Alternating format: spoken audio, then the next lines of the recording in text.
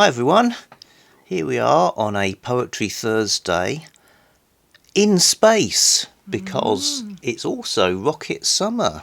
I'll explain more later, but here's Dr. Jennie with a poem, a double event poem. Hi!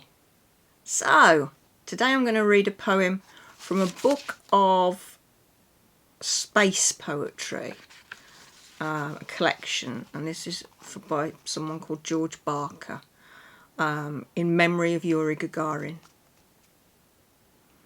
At the death of this small man, the stars threw down a handful of dark years, and the moon withdrew into her rotating cave of shadows and wept a little.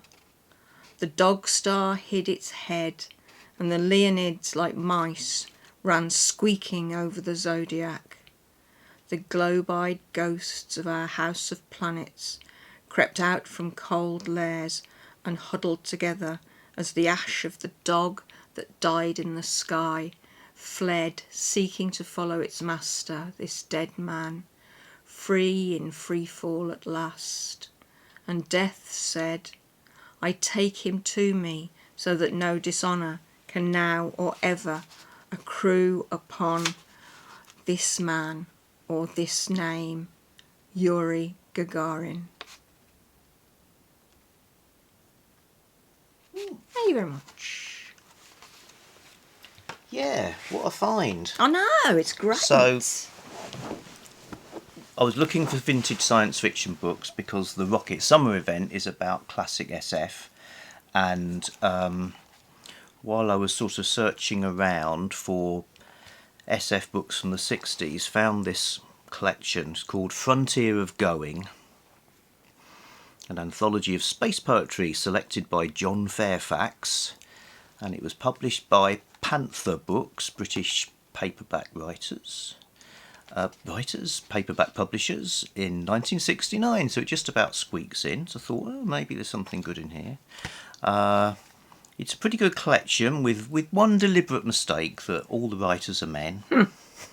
Yes. But I mean, it's as an aside, there is science fiction poetry written by women. There's also science fiction writers like Ursula Le Guin who also write poetry. Isn't necessarily that isn't science fiction poetry. Yeah. Anywho, it's under the Panther science fiction label, so we thought, yeah, this will work. Jennie liked the Yuri Gagarin. I guess everybody must know he was the first man in space. What do they, though? Well, I know, it's one of those things. He was. Yuri Gagarin, Russian cosmonaut, was the first man in space in 1961, which was the year you were born. It was. I was born into the space race. And he'd been all sorts of things until he joined the Air Force. So he'd worked in factories and stuff like that. He's very mathematically gifted. And he made it into the space program, and I think he was one of 6 selected for the final bit of training, and then he was the one selected to go on the day when he famously, on launch, said, "Поехали!" He said, "Let's go."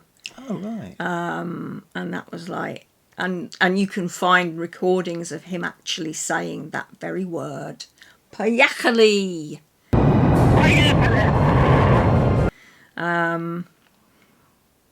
As he flies off into space.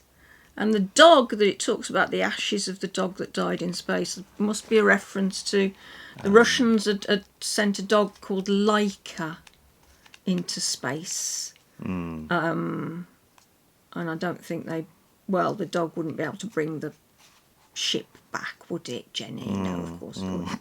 So it would have just died in space. Wow! Apart from in the Marvel universe. Where it appears on that planet. Collection planet thing, yeah. In Guardians of the Galaxy. Yeah, and it's shown up in a couple of things now, yeah. But yeah, my mum being quite a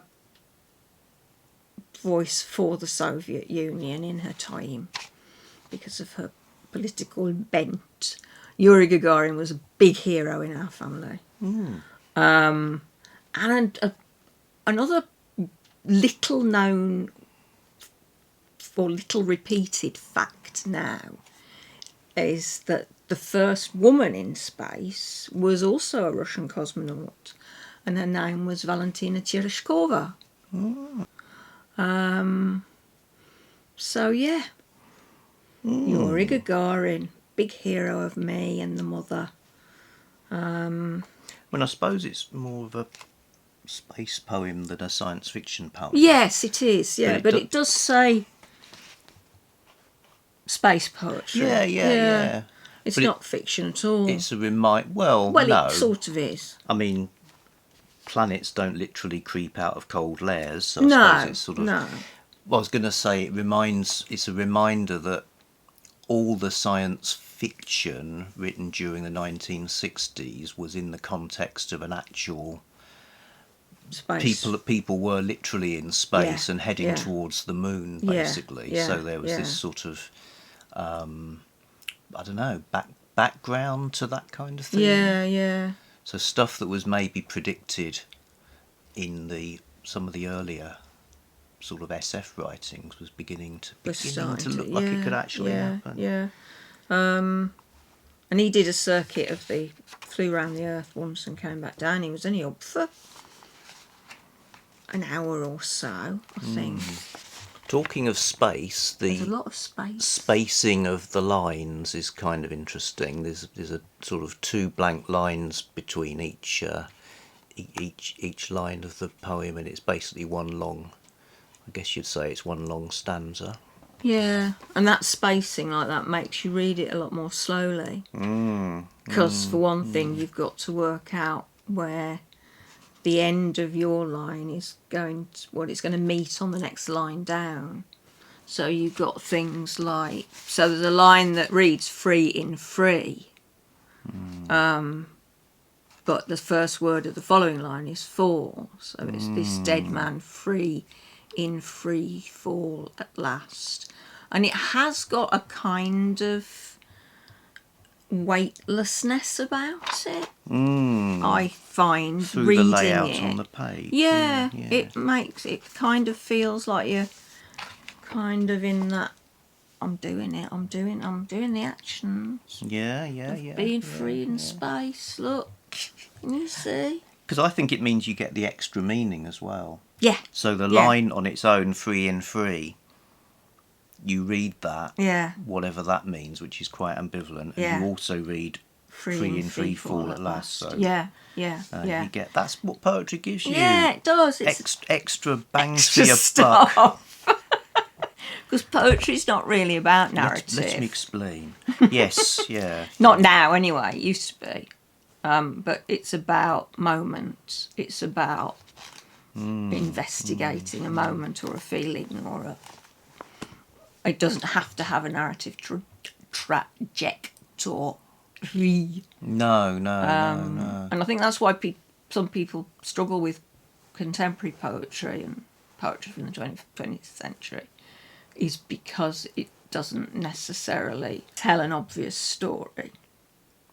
Yeah. You do founder on the shores of what does it mean sometimes, don't you? Okay, well, we're not going to solve that one for the little pardoners this morning.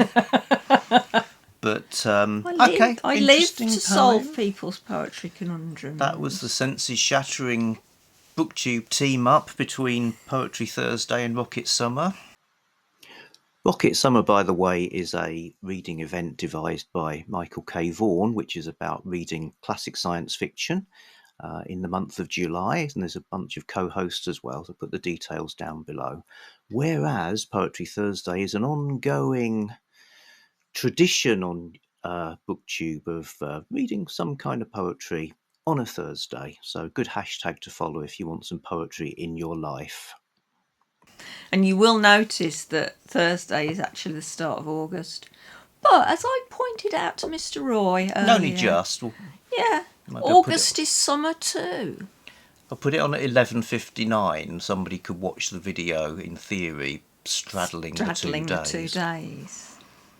They Right. could, in theory. Right, are we done then? I think so. Say your piece. Say me piece. Try a bit. Mine, there you go. Keep out the ostrod. See you later.